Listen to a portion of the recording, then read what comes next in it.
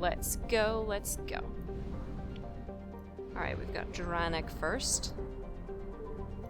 Enter system. Okay, let's read planets. Ooh, this one has a lot of little satellites. Rothla.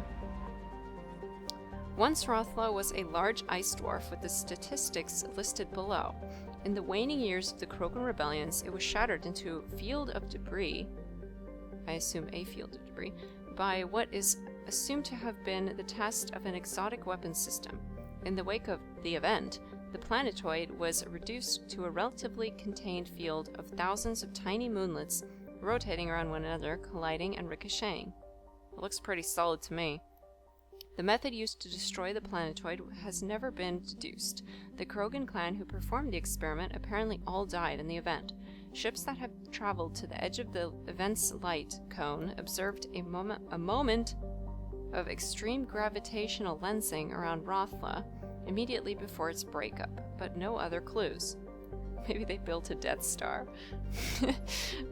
I wouldn't put it past them. A popular extranet meme put forward by Asari author Delsai Orthissa insists that the Turians are covering up the existence of a Krogan superbiotic breed that was genetically engineered within Rothla. The CDEM enforces quarantine around the Rothla field, citing cases of amateur investigators whose ships came to grief in the debris field. Orbital distance 1.15 AU, orbital period 2.3 Earth years, radius 4,263 kilometers, day length 64.2 Earth hours, atmospheric pressure 0.14 Earth atmospheres, surface temperature negative 153 Celsius. Alright, let's do this little tiny guy over here. Sazgoth. Sazgoth, it's actually really hard to say, is a small ice dwarf with an eccentric orbit. During perigee, portions of its icy surface sublimate into a thin atmosphere of nitrogen and carbon dioxide, which quickly freeze as it recedes into the outer reaches of the Dranek system. That's pretty cool. Orbital distance 0.58 AU, orbital period 0.8 Earth years, radius 3,349 kilometers, day length 27.1 Earth hours, atmospheric pressure 0.19 Earth atmosphere, surface temperature negative 99 Celsius, surface gravity 0.18 G. Alright, now this guy. Kelim. Kelim is a tectonically inert rock with an atmosphere of krypton, xenon, and argon. There are a few valuable loads of light metals scattered across its surface, but these are difficult to find. Most were mined out in the years leading up to the Krogan rebellions. Orbital distance 0.2 AU, orbital period 0.2 Earth years, radius 5,580 kilometers, day length 28.3 Earth hours, atmospheric pressure 0.5 Earth atmospheres, surface temperature 42 Celsius, surface gravity 0.52 G. Alright, and Dor. Dor is a conventional methane ammonia ice giant. It is the main fueling port in the Dranek Cluster Gateway system. Pildea Station, the headquarters for patrol ships for the Council Demilitarization Enforcement Mission, CDEM, lies at the trailing Lagrange point of Dor. The CDEM logs all ships passing through the Krogan demilitarized zone and has the right to board and search them for contraband at any time and for any reason. There are no exceptions. At points over the last 2 centuries, diplomatic incidents have been caused when the patrol frigates boarded an Asari hospital ship, a Batarian diplomatic courier, and privately owned human tramp freighters. These measures are provided for under the terms of the Krogan armistice. While the Krogan are allowed to retain their government and personal weapons, any attempt to provide starship-mounted weapons to the clans on Tuchanka is punishable by law. Nearly a millennia after the war ended, the official penalty for smuggling proscribed weapons is still death by spacing. Wow, that's intense. Population 7,300, CDEM garrison 1,100, not including patrol ship crews. Orbital distance 0.36 AU, orbital period 0.4 Earth years, radius 25,588 kilometers, day length 18.4 Earth hours. Excellent. Is that everybody? I think it is. Alright, let's start with some scanning. Let's go. I thought I heard something right here. I found something. Yeah. What is this? Fuel? Wreckage of a fuel depot destroyed by enemy forces. Fuel can be salvaged from the debris. Recover 200 units of fuel. Okay, that was 50%. Let's see, let's just try casting about randomly. Aha! The planet had something. Faster than light jump successful. We can come back later. Alright, let's go to Nith. Aha, 33%. So this one means that this one has 2 as well. Good to know. Tula. Tula's methane ammonia atmosphere traps the blistering heat of Nith, driving dayside temperatures up over 1,000 degrees. While the loads of useful metals are present, the planet's incredible heat makes mining impractical. Orbital distance, 108.7 AU, that's pretty far. Orbital period, 293.9 Earth years, radius 5,204 kilometers, day length 59.7 Earth hours, atmospheric pressure 0.54 Earth atmospheres, surface temperature 1,036 Celsius. Oh geez. Surface gravity 0.55 G. Wow, that's hot. Alright. Let's see this one. Mantoon. The Class B blue giant Nith was once the most strategically valuable system within Krogan territory. Though far too hot for habitable planets, Nith emits thousands of times the energy of a main sequence star like Earth's Sol. With help from Solarian uplift teams, the Krogan constructed a chain of solar power collector stations in orbit around Nith. These vast arrays beamed power to particle accelerators on the surface of Mantoon, which manufactured anti-proton fuel for warship thrusters. In the Krogan rebellions, the Spectre agents managed to get a virus into the computers of the solar power arrays. Every fifth array suddenly applied braking thrusters. The arrays behind them piled up, and all were reduced to wreckage. This has since dispersed into the relatively stable ring system. The Krogan never had the resources to rebuild the solar arrays, depriving them of their fleet's main fuel supply for the remainder of the war. The particle accelerators still exist on Mantoon, but have not been used in thousands of years. Orbital distance 57.2 AU. Good job. Orbital period 112.1 Earth years. Radius 2,150 kilometers.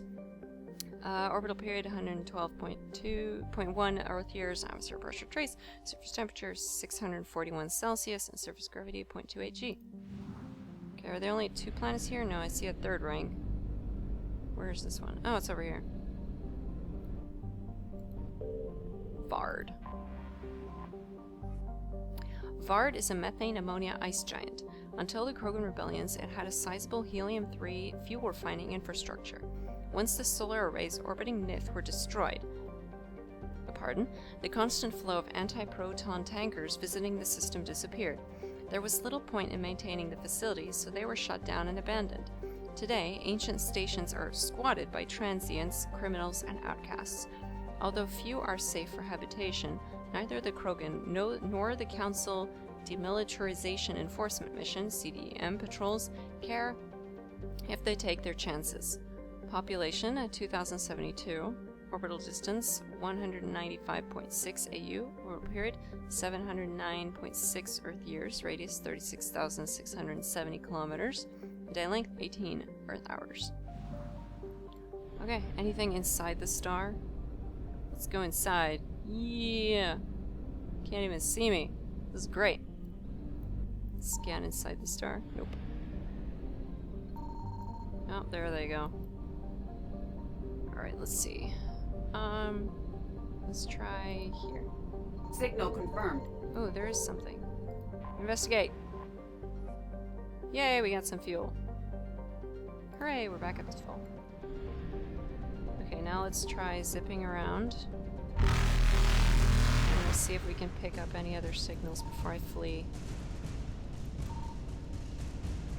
They're coming. Alright. Evasion successful. We're running. Excellent. Okay. Oh, we got 100% there already. Oh, okay, never mind. I'm good at counting.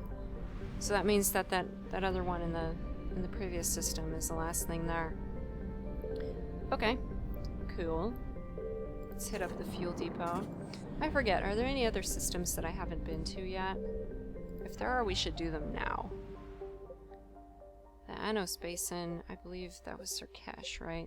Shouldn't be anything there. Horsehead Nebula, Petra Nebula, Gemini Sigma, Hades Gamma. Let's try Gemini Sigma really fast.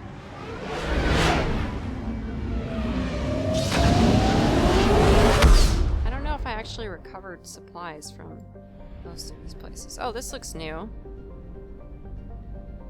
Yeah, we haven't been to Han and Ming yet. Okay, so let's go to Ming first. Da da da da da da. I remember these from the first game. Alright.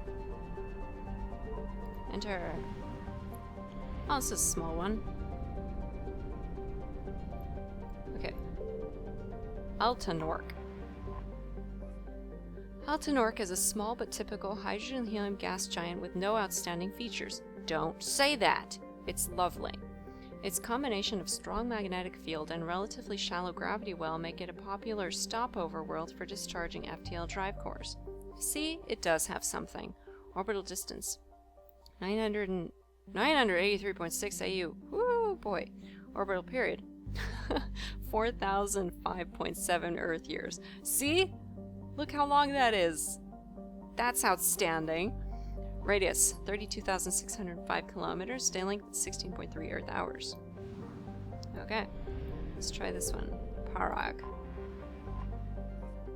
Parag is a large rock planet with an atmosphere composed of nitrogen and argon. Despite lying over 600 AU from Ming, its surface is scorching hot and mainly composed of alumina with deposits of silver. Due to the radiation and heat, landing on Parag's sunward side with anything less than warship-grade shielding will likely be fatal. Parag rotates at a retrograde to the rest of the Ming system, indicating it is likely a captured body. Orbital distance 604.72 AU. Orbital period 1,930.3 Earth years. Wow, these planets like being really, really long, don't they? Radius 7,979 kilometers. A day length 22.4 Earth hours. Atmosphere pressure 1.58 Earth atmospheres. Surface temperature 1,117 Celsius. Surface gravity 2g. Alright, cool. Next one. Antiropus. Antiropus is a hydrogen-helium gas giant that formed in the outer regions of Ming's system and is in the process of migrating inwards. In a few million years, the planet's atmosphere will begin to boil away into space. There is a sizable temperature difference between the side of Antiropus facing the energetic blue giant, primary, and the side facing the cold of deep space. This variance powers massive cyclonic wind systems. The intense heat it absorbs from the sun, in addition to its own internal heat engine, causes the planet's dark side to radiate faintly in the infrared. Orbital distance 106.800. Okay, we're gonna get this number right. 168.7 AU. Orbital period 284.2 Earth years. Radius 57,948 kilometers. Day length 10.8 Earth hours. There we go. Okay, is that it here? It looks like it. Oh, I heard a beep. I found something. What is it? Hooray! More fuel. Excellent. And the Reapers are getting mad. Let's scan over here. Ah! Planet has something. We'll come back for that. Reapers eluded. I certainly hope so. Alright, let's go back to Han. And we'll scan around in here. Alrighty, what we got? There's a planet right here. Mavigon. I remember this one. Mavigon is a small rock and ice planet with a thin atmosphere of ammonia and methane. The surface is frozen and mainly composed of tin with deposits of potassium. The planet has a rudimentary ammonia-based life, mainly concentrated around geothermal vents deep underground. Severe storm cycles are common. Due to limited visibility, navigation may be difficult. Navigation on Mavigon. Orbital distance 12.125 AU, orbital period 42.3 Earth years, radius 4,906 kilometers, day length 52 Earth hours, atmospheric pressure 0.82 Earth atmosphere, surface temperature negative 124 Celsius, surface gravity 0.8 G. Alright, let's try this guy next. Patatanless.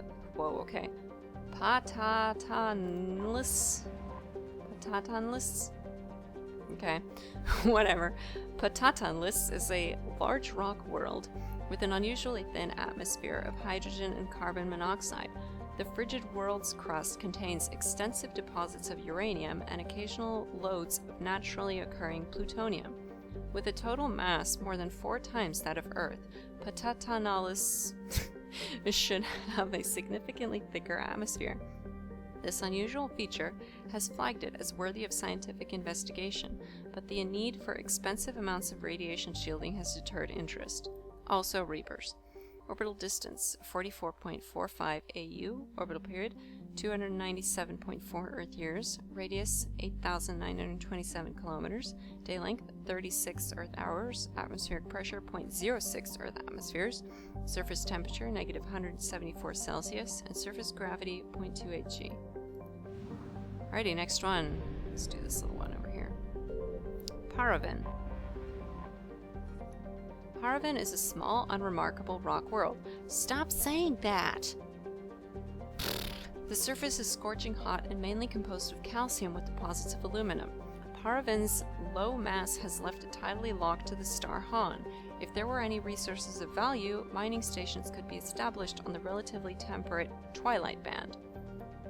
Orbital distance 0.65 AU, orbital period 0.5 Earth years, radius 4,839 kilometers, day length 0.5 Earth years, atmospheric pressure 0 Earth atmospheres, surface temperature 414 Celsius, and surface gravity 0.5 G.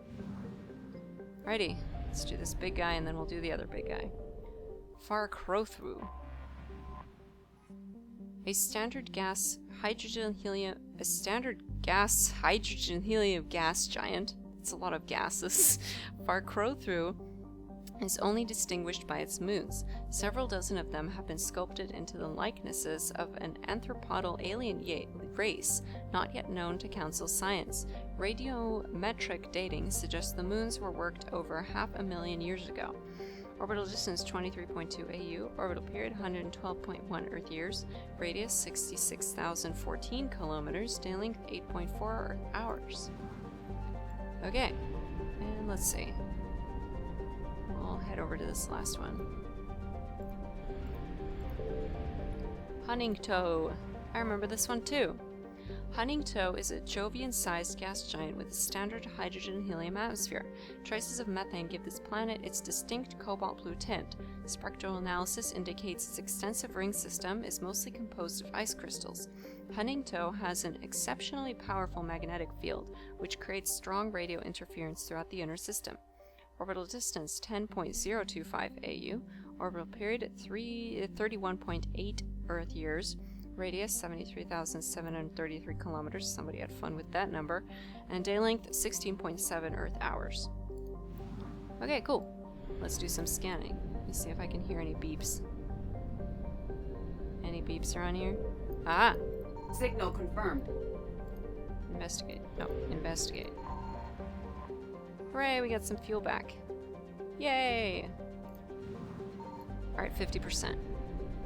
Any other beeps around here? Nah, then there's probably gonna be something on one of the planets, huh?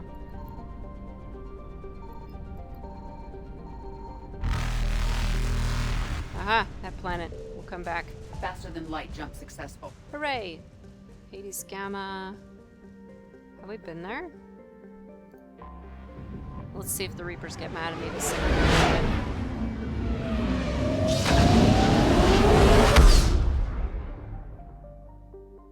Okay, they haven't. That's good. Then,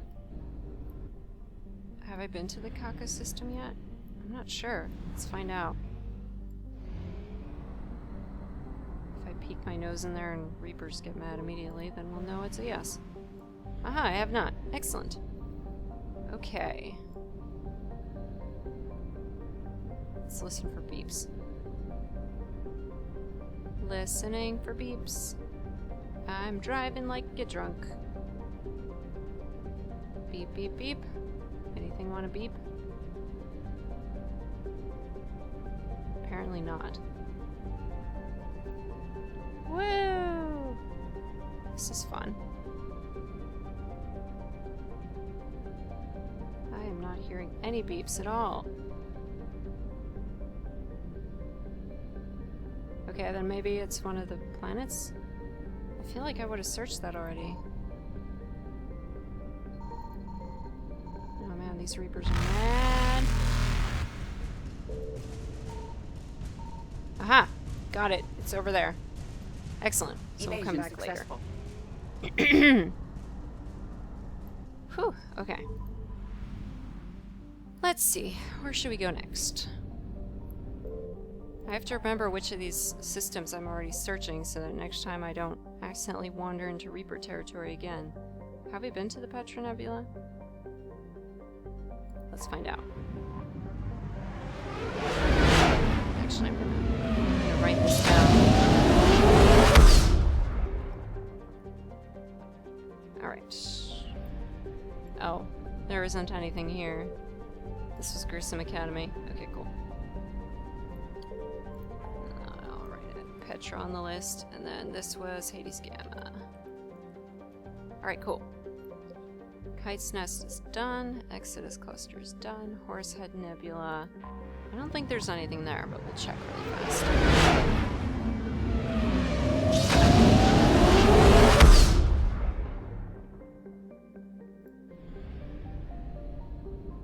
Okay. What happened here?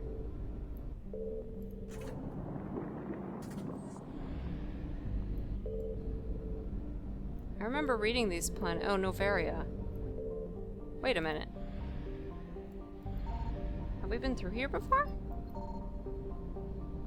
I don't remember if I read Novaria.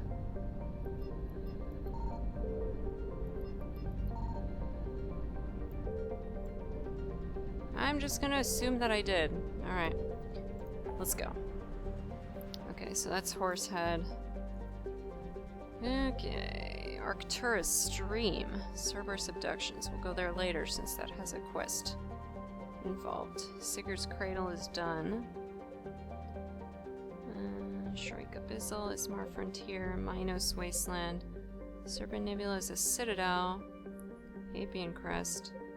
It looks like I'm more or less done with these systems that are just chilling out here, so that's good. Okay, then I will deposit us back in the Krogan system, and we will go ahead and stop.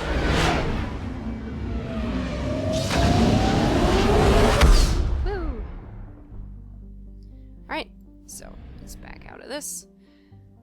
Whew, okay, now that all that reading is done, I'm going to go ahead and stop for today. Next time, like I said, we'll pick up with the other side quests that have opened up, and something exciting will surely happen. Hopefully no more bombs, though. So, I hope you enjoyed the set, and I hope you'll join me next time for more Mass Effect 3. Goodbye, everyone.